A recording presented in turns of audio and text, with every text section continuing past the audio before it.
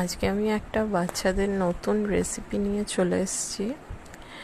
তো এই রান্নাটা দুপুরের লাঞ্চের সঙ্গে বাচ্চাকে খাওয়ানো যেতে পারে। এখানে আমি এখন জ্যান্ত রুই মাছ ধুচ্ছিলাম। তো মাছগুলোকে ভালো করে জলে ধুয়ে নিলাম।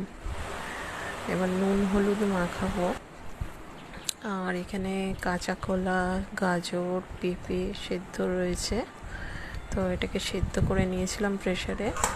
আর যে জলটা থাকবে সেই জলটাকে আমি রেখে দেবো, কারণ এই জলটা খুবই পুষ্টিকর। তরকারিতে যখন মাছটা রান্না করব তখন দেবো জলটা, তাই আমি রেখে দিলাম।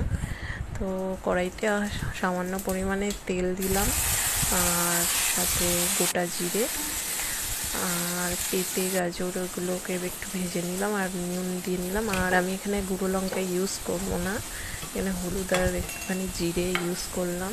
হালকা জল দিয়ে দিয়েছিলাম।